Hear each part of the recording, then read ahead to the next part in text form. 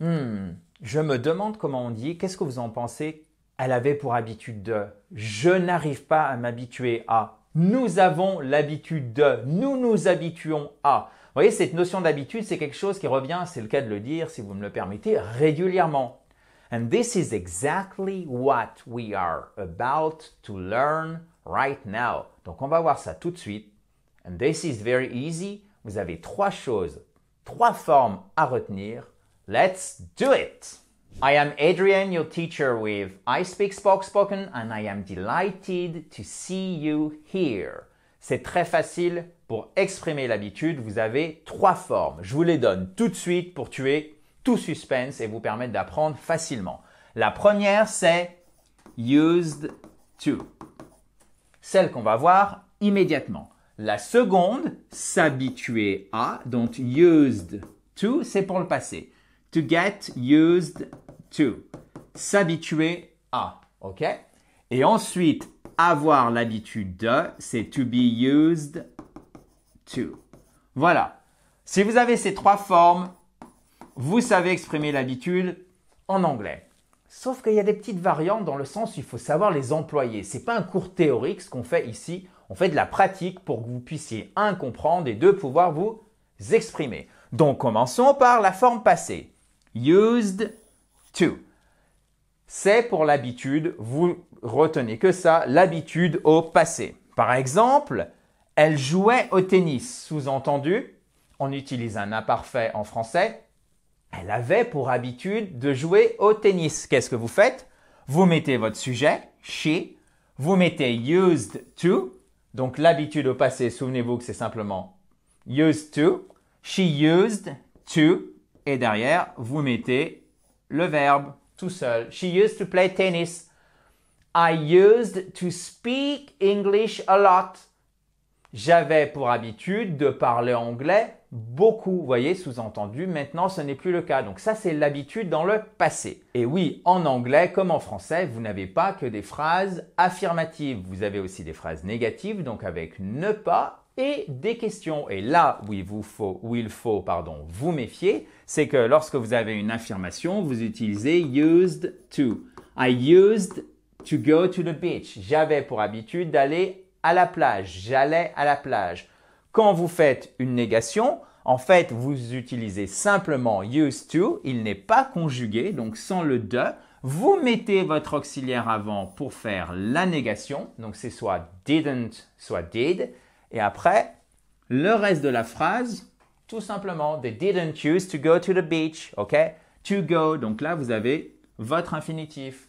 Le plus simple, c'est de retenir une phrase, un exemple, pour à la fois le comprendre et ce que vous pouvez faire, vous masquer et après, il n'allait pas à la plage, ok, to go to the beach, c'est used to go to the beach, ok, c'est une phrase négative, donc on dit did, they didn't use to go to the beach, oui, parce qu'après did, not, vous avez toujours la base verbale. Méfiez-vous, they didn't use to go to the beach.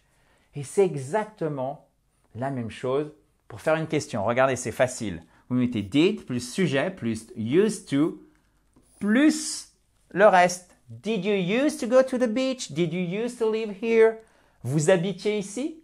Est-ce que vous habitiez ici? Habitiez-vous ici? Littéralement, aviez-vous pour habitude d'habiter ici? Mais en français, on ne dit pas aviez-vous pour habitude d'habiter ici, on dit simplement habitiez-vous. Le fait d'utiliser l'imparfait, c'est pour une habitude dans le passé. Donc, did you use to live here? OK? Et live, ici, c'est un short I. C'est pas live, c'est live. OK? Si vous avez des questions, bien évidemment, vous pouvez les mettre en commentaire et je reviendrai vers vous avec grand plaisir. Donc, ça, c'était used to pour l'habitude dans le passé. Donc, ce qu'on vient de voir à l'instant, used to, c'était pour l'habitude au passé. J'avais pour habitude de. Maintenant, lorsque vous voulez dire s'habituer à, S apostrophe, S-E, cette forme pronominale, vous allez le traduire par get. OK? Je m'habitue à, I'm getting used to it. OK? Et après, bien évidemment, vous conservez votre ED. Sauf que et c'est là où c'est pas forcément évident, vous avez une spécificité. C'est que derrière, qu'est-ce qui se passe? Soit vous mettez un nom, éventuellement accompagné d'un adjectif, soit vous mettez votre verbe, mais c'est plus un infinitif comme tout à l'heure. C'est plus simplement, par exemple, to go. Non, il faut rajouter ing. Donc, c'est très, très déroutant puisqu'on a to plus ing. Voyons immédiatement un exemple pour illustrer tout ça et vous allez m'aider à le compléter. Donc, je vous ai remis la formule magique, chers amis. Sujet, get used to, plus le nom ou le verbe, j'insiste vraiment là-dessus, avec ing pour avoir un bel anglais. Par exemple, I'm getting used to the new software. Donc là, vous voyez, vous avez un nom accompagné d'un adjectif. Pas très compliqué, je m'habitue, vous voyez, je suis dans le processus de m'habituer au nouveau logiciel. Et en plus, on a mis un beau présent continu pour exprimer que là, c'est en train de se faire maintenant dans le présent. I'm getting used to the new software. Vous voyez, on a bien gardé notre ED. To get used to. Et là, vous avez votre nom accompagné de l'adjectif. Maintenant, vous allez m'aider. On s'habitue à travailler là-bas. Vous voyez, le on, je l'ai traduit par we. C'est très souvent le cas en anglais. We are. OK, on s'habitue à travailler là-bas. Donc, déjà, on sait que travailler, c'est work. On sait qu'on doit utiliser get used to. OK? So, we are getting used to working there. Et oui, c'est vraiment très spécifique. We are getting used to work. Non, c'est pas to work. To working. On s'habitue à. OK? Donc, faites très attention. C'est vraiment très spécifique. We are getting used to working there. C'est à la fois très spécifique, mais c'est vraiment quelque chose qui revient très, très souvent. En anglais, savoir dire s'habituer à, j'ai l'habitude de, j'avais pour habitude de. OK? D'ailleurs, tout ce que vous voyez ici, chers amis, vous pouvez bien sûr le télécharger en cliquant sur le i en haut à droite. Vous avez le lien dans la description. Et si d'ailleurs, vous voulez améliorer your spoken English, there is something which is very easy and that you could do right now. Vous pourriez réserver votre place. Il reste encore d'ailleurs des places puisqu'elles sont limitées à la formation que je donne ce jeudi 27 juin en direct où on va apprendre à améliorer votre anglais à l'oral, votre prononciation et votre compréhension. Elle est à 20h heure de Paris and if you want to join us, this is very easy. Vous cliquez sur le i en haut à droite ou sur le lien qui est juste en dessous. So, ça c'était à la forme affirmative, mais il faut qu'on prenne des automatismes pour bien parler. Donc maintenant, je vous propose de le voir pour une phrase négative et pour une question et vous allez encore m'aider à compléter tout ça. Donc pour une phrase négative, là aussi, qu'est-ce qu'on fait? On va bien évidemment, comme on a le verbe get, utiliser l'auxiliaire conjugué, donc do, à la forme négative. Donc soit do not, soit don't, soit did not, soit didn't. OK? I do not get used to. I didn't get used to. Je ne m'habitue pas à. Je ne m'habituais pas à. OK?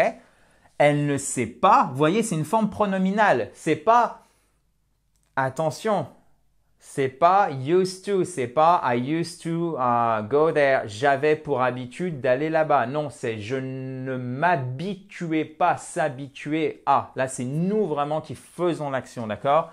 To get used to. I didn't get used to the noise. Elle ne s'est pas habituée au bruit. Elle ne s'habituait pas au bruit. D'accord? C'est différent de elle n'était pas habituée au bruit. Là, c'est vraiment nous, le sujet qui fait l'action. Alors, ça peut être nous, ça peut être elle, etc. Je n'arrive pas à m'habituer à la voir. Donc, voir quelqu'un, c'est see, ok? C'est voir physiquement, hein, d'accord? Et on a notre forme verbale qui est to get used to. Je ne m'arrive pas à m'habituer. Là, on l'a traduit par je n'arrive pas, I can't. OK? I can't get used to seeing her. Je n'arrive pas à m'habituer à la voir. OK? I don't get used to seeing her. I don't get used to seeing her. Je ne m'habitue pas à la voir, d'accord? Et c'est presque, pour moi, c'est presque évident qu'on va dire je n'arrive pas. Du coup, le je n'arrive pas, on le traduit par le modal can plus la négation can't. OK?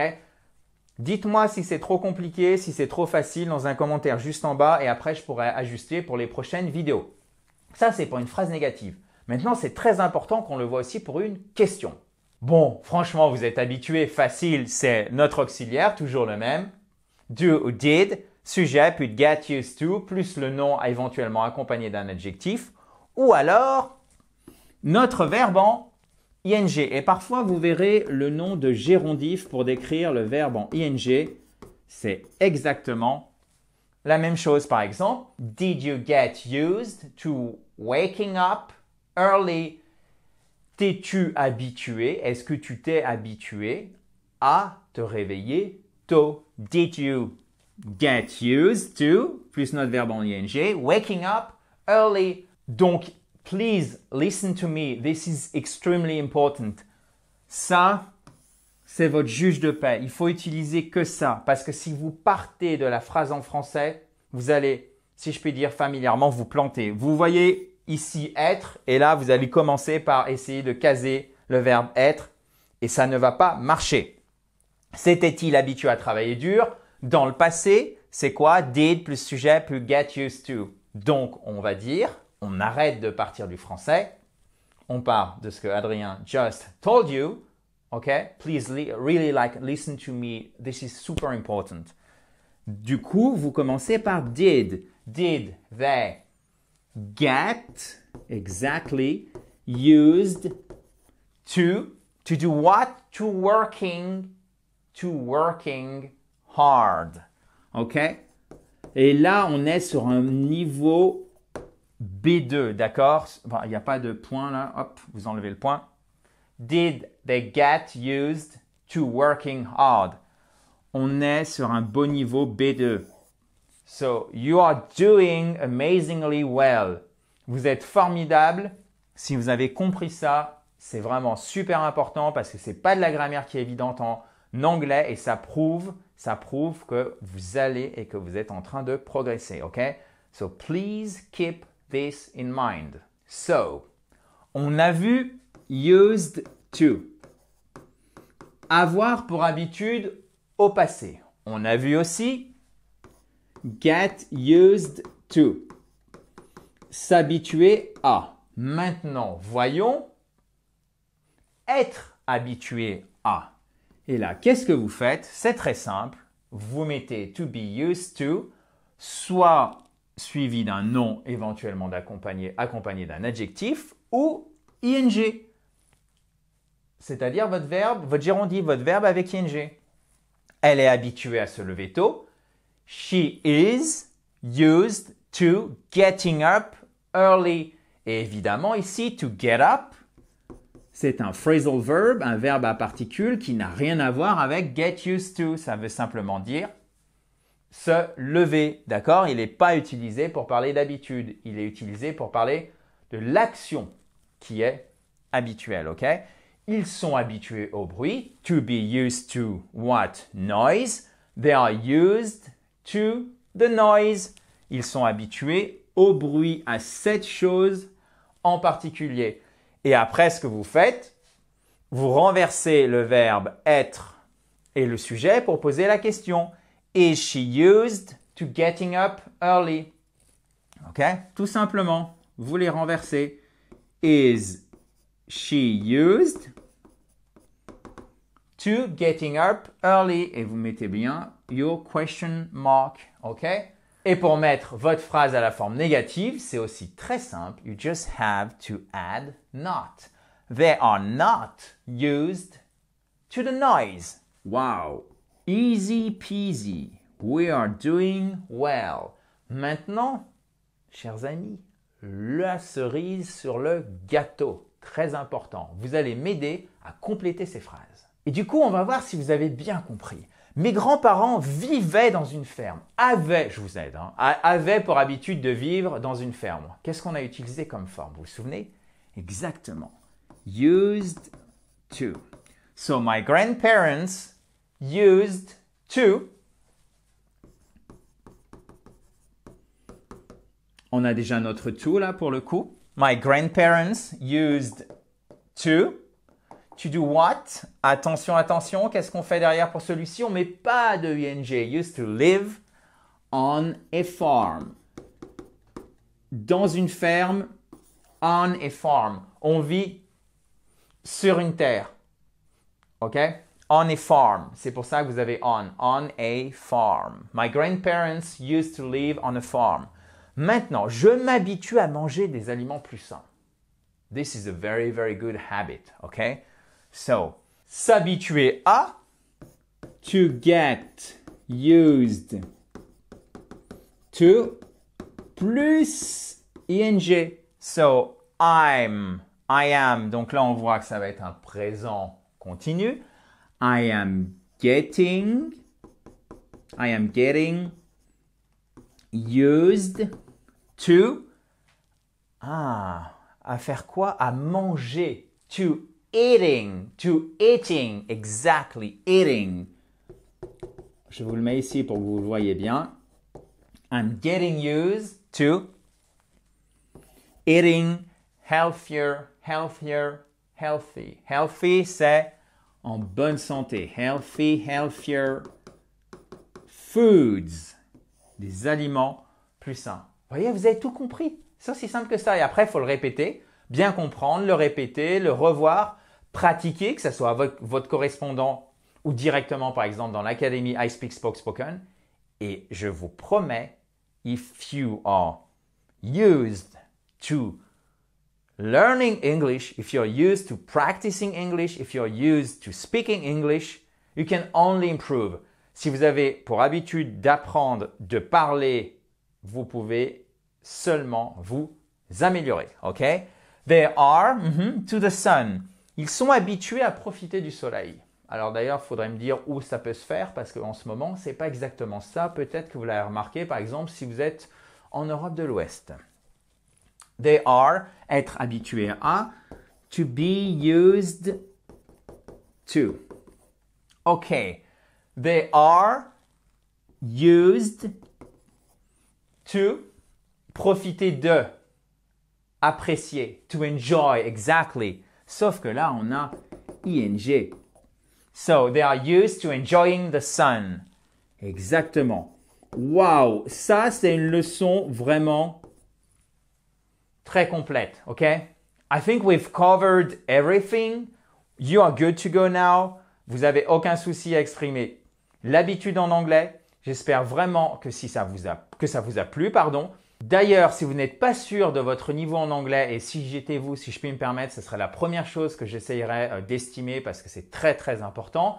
Il suffit de cliquer ici, je vous ai préparé une vidéo pour estimer votre niveau au niveau grammaire, si je puis dire, mais aussi vocabulaire en anglais. C'est rapide à faire, une quinzaine de minutes et c'est en accès libre juste ici. Je vous dis, chers amis, à très vite, soit dans les commentaires if you have any questions or comments, ou tout simplement dans une nouvelle vidéo. Évidemment, in a joyful atmosphere, dans la joie et la bonne humeur. Bye bye!